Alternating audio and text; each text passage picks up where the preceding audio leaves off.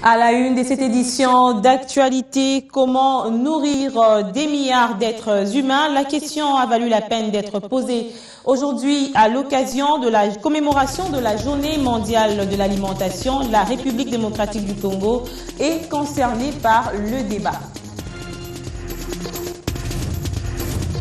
L'émergence d'une classe moyenne congolaise préoccupe autant des gouvernants que la société civile, à l'instar de cette plateforme syndicale qui mène une étude sur les revenus des employés congolais. Et puis à suivre également dans ce journal, le torchon brûle entre le gouvernement et le Bureau conjoint des Nations Unies pour les droits de l'homme, dont le coordonnateur vient d'être déclaré personne non grata en République démocratique du Congo pour publication d'un rapport jugé erroné sur la chasse aux délinquants. Madame, Messieurs, bienvenue à cette grande édition du journal. 24 heures après qu'il ait publié son rapport sur l'opération Likofi, voilà que Scott Campbell se voit contraint de quitter la République démocratique du Congo suite à son enquête ayant été jugée biaisée par le gouvernement. C'est donc une sorte de réponse du berger à la bergère que l'exécutif a réservée aux fonctionnaires onusiens. Suivez. Pour avoir rendu public un rapport sur l'opération Likofi, jugé de malhonnêteté et de manque de professionnalisme, Scott Campbell, coordonnateur du Bureau conjoint des Nations Unies pour le droit de l'homme, est éligible à être considéré comme personne non grata. Nous avons décidé de mettre fin à notre collaboration avec M. Scott Campbell parce qu'elle ne vise plus, de sa part en tout cas, à promouvoir les droits de l'homme dans notre gouvernance, mais plus à devenir une caisse de résonance du Congo bashing en quelque sorte. Une autre réaction à chaud du gouvernement, c'est celle émise par l'entremise de son ministère de l'Intérieur qui avait compétence de mener l'opération Likofi. Face à la presse, Richard Muyej-Mangès-Mans a stigmatisé le contenu du rapport du Bureau conjoint des Nations Unies pour le droit de l'homme. Le moment est sans doute venu de nous séparer d'avec lui et de demander au secrétaire général des Nations Unies de les retirer de notre pays pour manque de professionnalisme et d'honnêteté ainsi que des prises de position partisanes de nature à compromettre la stabilité des institutions. Nous estimons que M. Scott Campbell remplit désormais les conditions requises pour être déclaré persona non grata. Quant à la gestion de la criminalité urbaine, elle se poursuivra.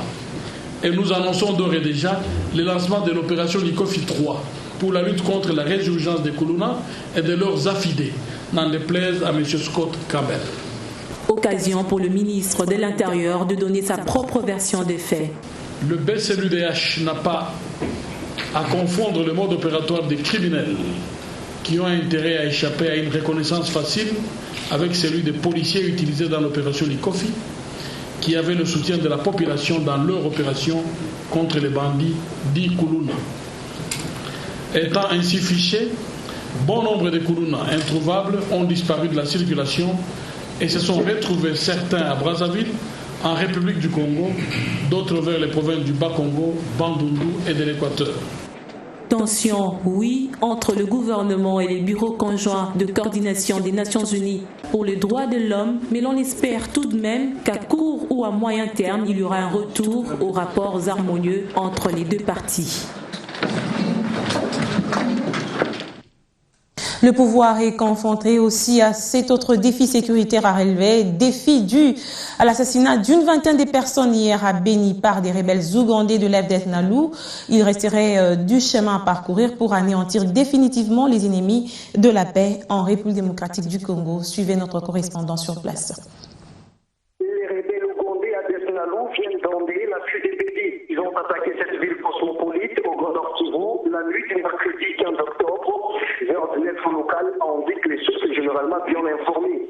Ils ont pris l'assaut du quartier Ngadi, situé au nord du centre-ville, à côté de la réserve d'Ngadi, où le général Atit Topoti Mamadou Moustapha Ndala a été tué. Selon le maire de Beni, président du comité urbain de sécurité, qui s'est confié à une radio locale, le bilan provisoire de cette attaque fait état de 26 personnes tuées. Parmi les victimes figure un élément des forces armées de la République démocratique du Congo. Le forfait a été enregistré par le rebelle moyennant des armes blanches et légères, tandis que les mêmes sources. Le maire de Beni, pour la convention Mokondini, a déclaré une journée de deuil ce jeudi 16 octobre en mémoire des victimes des terroristes Clairement, les corps des victimes sont exposés pour l'instant à la tribune 8 mars devant une population en visage renfrogné. Par voie de conséquence, toutes les activités socio-économiques sont totalement paralysées. Les écoles aussi n'ont pas fonctionné. Les quelques élèves qui ont tenté aller sont retournés. Selon les sources sécuritaires, les éléments de l'ordre sont à pied d'œuvre pour freiner cette hémorragie. Rappelons-le, cette attaque pitoyable dont la ville intervient après un mouvement de flux-reflux de certains habitants du chef-lieu du territoire de Béni vers Béniville. Cette montée d'insécurité dans cette partie du Nord Kivu froisse à divers degrés les habitants du territoire de Béni qui espéraient à la paix durable avec les déclenchements d'opérations Sokola-An. En réaction de cette agression, nous retrouvons encore le porte-parole du gouvernement, Lambert Mendy. Nous allons exploiter un rapport que nous attendons incessamment des forces armées. Nous ne voulons pas nous aventurer avec des chiffres que les gens lancent ici et là. Il y a un rapport qui est en route, nous allons l'exploiter demain, que les faits sont quand même graves. Maintenant, sur le nombre de victimes, tout ça, nous préférons avoir le détail sur les yeux. Et puis en bref, sachez qu'il y a eu une nomination à l'Office national d'identification de la population et c'est la ministre du genre, famille et enfants, Geneviève Inagossi, qui va présider le conseil d'administration, tandis que le député Adolphe Loumanou devient directeur général de cet office. Je vous le disais, à l'ouverture de cette édition prospective sur l'émergence d'une classe moyenne en RDC, une étude sur l'état des lieux des salaires dans les pays a été lancée aujourd'hui par la plateforme syndicale L'Union fait la force, une enquête qui envisage de fournir des chiffres sur les revenus moyens des employés congolais. Constantin Tambri. Les délégués permanents syndicaux des différentes organisations professionnelles réunies autour de la grande centrale syndicale Union fait la force lutte pour la requalification de la politique salariale en RDC. Il s'agit d'un constat qui fera l'objet d'une étude lancée ce jeudi en vue de faire la lumière dans les prochains jours sur l'état des lieux des salaires des travailleurs de tous les domaines professionnels du pays. Nos salaires sont ceux de misère. Et encore, ils sont payés difficilement et dans certains cas, rarement. Les cas des SCPT, ex-l'OCPT, LAC et consorts qui totalisent des centaines de mois impayés. Comment rendre compétitifs les emplois des secteurs formels et informels dans l'administration publique, tout comme dans le secteur privé? C'est la problématique à laquelle l'enquête est censée répondre à travers des propositions concrètes des politiques salariales, selon les standards édictés par l'Organisation internationale du travail dont la RDC est membre. Oui, nous devons faire l'état des lieux. Il est important parce que dans notre pays, il n'y a pas de classe moyenne. Il n'y a que les riches, je peux dire entre guillemets, et qui se recrutent parmi les personnels politiques. Je peux dire il y a des députés, des ministres, mais ils sont aussi dans une situation de travail précaire dès lors qu'ils n'ont pas souscrit à la sécurité sociale. Alors pour avoir une bonne politique salariale, on ne peut pas y aller en tapant sur la table ou en criant. Le monde d'aujourd'hui, c'est un monde de la recherche, un monde de la réflexion pour qu'on puisse déboucher sur le développement. Un appel des syndicats lancé à tous les acteurs du domaine professionnel pour fournir de chiffres sur l'emploi en RDC et les résultats de l'enquête sont attendus avant octobre 2015. Récentes assises de Brazzaville sur l'environnement, les membres du réseau des communicateurs en environnement de l'Afrique centrale s'étaient réunis pour la deuxième fois en vue d'arrêter leur plan d'action stratégique pour les 4 prochaines années qui accompagnera les organisations en charge de l'environnement dans la région. Et pour rappel, la rencontre était axée sur les enjeux climatiques et mécanismes de financement de la RED+, dans le bassin du Congo. Bibi Chungoua pour le reportage. Ils étaient près d'une cinquantaine, les communicateurs de l'environnement, des institutions privées et des ministères en charge des forêts, des journalistes de l'audiovisuel et de la presse écrite, membres du réseau des communicateurs pour l'environnement et l'information d'Afrique centrale, à prendre part à la deuxième réunion. Rencontre axée sur l'enjeu de la communication environnementale et l'information d'Afrique centrale des pays membres de la CIAC et de la COMIFAC. La communication qui a un caractère transversal joue un rôle capital sensibilisation et l'éducation des populations dans tous les processus de gestion durable. Aussi, le RECIAC, par ses actions, renforcera les capacités de ses membres et accompagnera les institutions nationales et sous-régionales dans la mise en œuvre de leurs politiques, initiatives. Un rendez-vous du RECIAC qui témoigne de la possibilité et de l'intelligence de ces différents acteurs dans la mutualisation des moyens, intervenu non seulement pour assurer la couverture médiatique de la 14e réunion des partenaires du programme Forêt-Bassin du Congo, valider et adopter les textes juridiques du réseau et de l'opérationnaliser, mais aussi dévoiler le plan d'action stratégique pour les 4 prochaines années qui accompagnera les organisations en charge de l'environnement en Afrique centrale, notamment la CIAC dans sa stratégie de communication en la matière, ainsi que la COMIFAC dans la mise en œuvre de son plan de convergence. Actuellement, force est de constater que la communauté internationale n'est pas tellement en capacité de répondre à ces enjeux, puisque de réunion en réunion, peu ou pas suffisamment d'engagements concrets sont mis en œuvre, et de fait, nos sociétés sont confrontées de plus en plus à des défis, sans compter que le dérèglement climatique, au lieu de se stabiliser, ne fait qu'exacerber ces problématiques de jour en jour. D'autant plus donc il est important de communiquer de manière intéressante et pertinente, non seulement pour informer, mais aussi pour créer cette espèce d'envie et d'inspiration nécessaire que vont devoir avoir tous les acteurs pour comprendre qu'agir crée des opportunités d'aujourd'hui, mais évite aussi des problèmes de demain, puisque dès lors qu'on évite ce qu'on appelle des verrous, bien évidemment on peut conserver ces moyens d'action sur des actions à mettre en œuvre demain. Des experts qui traitent en commun les questions environnementales au niveau de la sous-région ont, au-delà de la mission d'éduquer et sensibiliser la population sur la protection et conservation des écosystèmes dans les bassins du Congo, aussi la mission de rendre plus dynamique le RECIAC en vue d'optimiser les talents et asseoir le développement durable conditionné par la solidarité. Les principes du développement durable, c'est de répondre quelque part collectivement à ces enjeux qui ne peuvent être résolus sans une approche éthique basée sur une solidarité. Et cette solidarité n'est pas simplement un vœu, mais c'est aussi tout bêtement quelque chose de concret et d'opérationnel, puisque très clairement, si on ne résout pas ces questions et ces défis, notre société est dans des zones de dérive et de conflit telles qu'on le voit, parce que la précarité des ressources, évidemment, de l'accès aux ressources, ne peut pas se faire sans qu'à un moment donné, les gens exigent une part de développement. Enjeux, défis et opportunités d'action sur l'environnement, des thématiques complexes et denses pour l'humanité, engagées sur le processus de développement durable, contré par la crise climatique d'origine humaine. Nos gouvernements tous réunis ont écrit un document qui s'appelle « Le futur que nous voulons ». Et nous considérons que ce document-là est un contresens. Un contresens à plus d'un titre, parce que le contresens est de dire nous voulons encore après 20 ans de travail collectif. Et nous pensons que nous sommes dans l'action. Nous devons être plus dans la promesse d'un changement que dans la réalité du changement. Et nous avons écrit, nous, Énergie 2050, un manifeste qui s'appelle « Le futur que nous faisons ». Qu'à cela ne tienne, les aspirations et la communication ainsi que l'information invitent à l'action basée sur l'envie renouvelée. Comme pour dire, le RECIAC ne cessera de placer l'information et la communication environnementale au service de la préservation de la nature et du développement durable en Afrique centrale. Et puis, cette lueur d'espoir dans le secteur de la santé l'entendrait vers l'éradication de la maladie à virus Ebola en RDC, étant donné qu'à Djera, à l'Équateur, aucun nouveau cas n'a été détecté depuis plusieurs jours. Si l'espoir est permis, l'on devait se garder du triomphalisme puisqu'il reste encore un temps pour que l'épidémie soit déclarée complètement disparue sur l'étendue de la RDC. La situation est sous contrôle et sous la maîtrise des équipes de surveillance à Djera dans les territoires de Bouindé.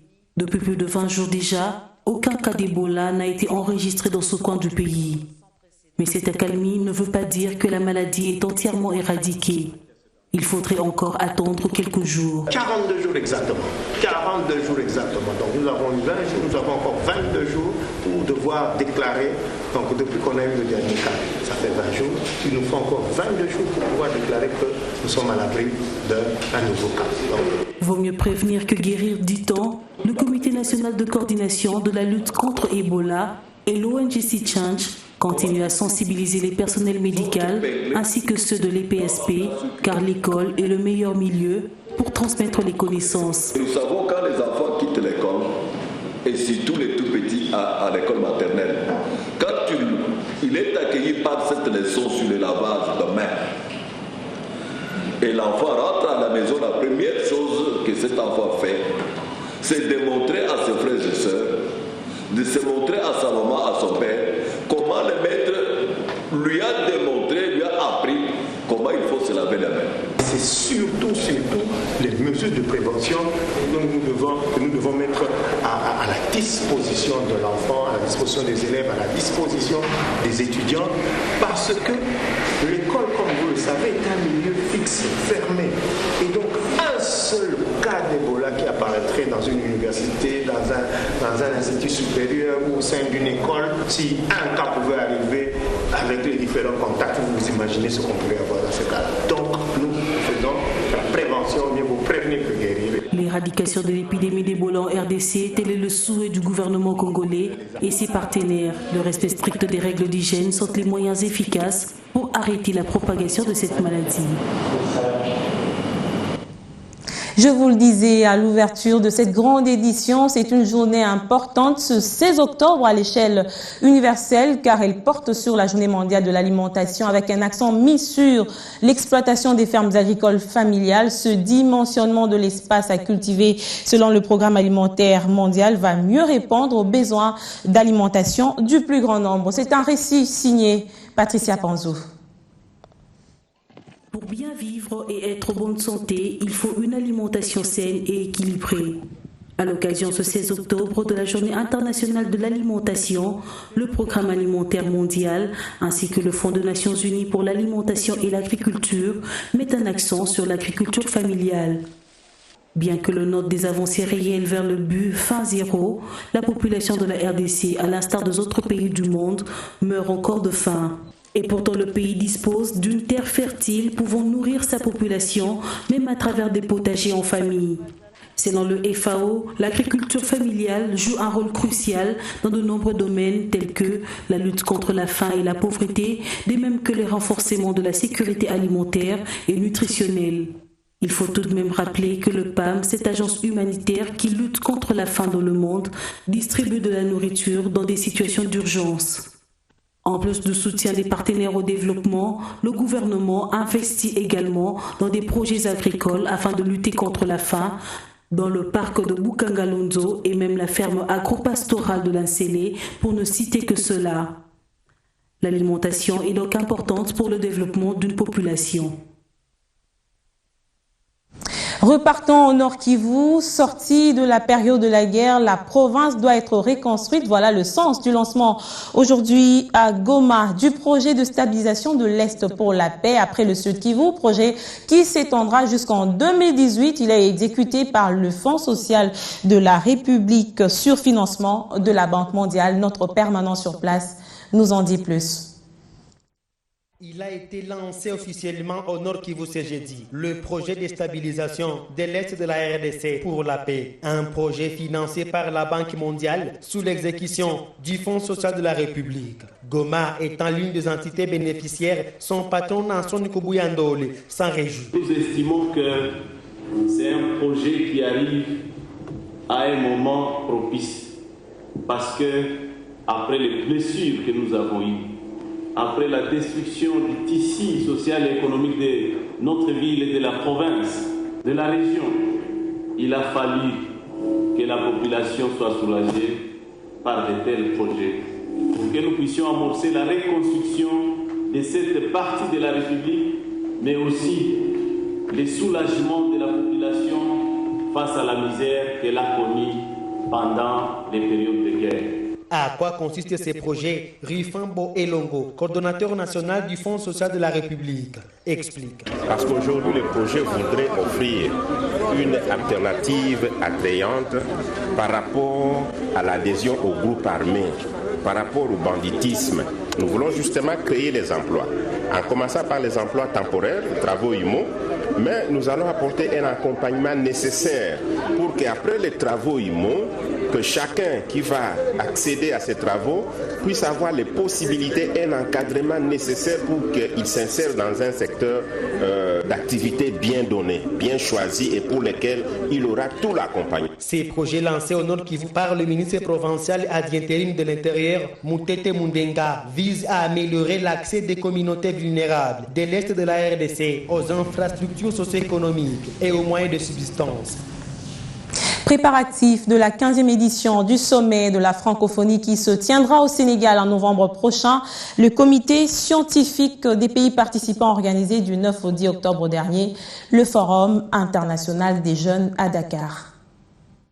Le 15e sommet de la francophonie se tiendra à Dakar au mois de novembre 2014. Pour préparer ces assises internationales, les comités scientifiques procèdent à des consultations de haut niveau avec les institutions et pays participants. C'est pour cela que ce comité a organisé le Forum international des jeunes francophones du 9 au 10 octobre à Dakar. La République démocratique du Congo a relevé de grands défis dans le monde francophone pour la réussite du 14e sommet de la francophonie, tenu à Kinshasa du 12 au 14 octobre 2012, de la 2e édition du Forum des femmes francophones, tenu du 3 au 4 mars 2014, toujours à Kinshasa, et autres défis majeurs à la tête de cette organisation internationale de la francophonie. À la clôture de ce forum, Francine Mouyumba, qui a piloté la commission chargée des recommandations, a remercié les participants pour le travail abattu. Réformer le système éducatif pour avoir une formation beaucoup plus axée sur la pratique et adaptée aux besoins des jeunes francophones tout au long de leur cursus scolaire et universitaire. Remercie également le président Macky Sall et l'OIF pour la tenue de ces forums et les jeunes leaders du Sénégal pour avoir impliqué la RDC dans l'organisation de ces forums. Et on va se séparer sur cette note en politique. Auteur du projet de loi portant du Conseil économique et social, le député Henri Thomas Lokondo a exprimé toute sa satisfaction sur la mise effective sur pied de cet organe au lendemain de la nomination de son secrétaire général par le chef de l'État. On écoute le parlementaire de Mbandaka dans cet extrait tiré de l'émission ITW. Le chef de l'État avait promulgué cette loi, moi j'étais très content parce que vous savez, quand on fait un travail comme ça, surtout que c'est une loi organique qui doit non seulement être acceptée par ses pairs, parce que cette loi a été votée à l'unanimité au Sénat et pratiquement à l'unanimité également à l'Assemblée nationale. Et avant que le chef de l'État la promulgue, elle est passée par la Cour suprême de justice. Et là aussi, il y a des sommités intellectuelles pour juger la constitutionnalité de la loi. Mais, personnellement, modestement, j'étais très content qu'on ait accepté et j'étais fier de notre Assemblée pour l'apport combien important de tous les collègues qui ont participé activement. Ce jour-là, à la plénière, j'ai reçu au moins plus de 25 questions. Et j'ai vu même les gens qui n'ont pas l'habitude de prendre la parole, qui s'étaient intéressés à ça. L'intégralité de cette émission est à suivre dans ITW le vendredi 24 octobre prochain à 18h45. C'est la fin de cette édition. Merci de votre fidélité au programme de B1 et excusez-nous pour les petits désagréments que nous avons eu au courant de la journée suite notamment aux coupures intempestives de courant. Nous vous promettons d'améliorer et de rester très fidèles à nos programmes.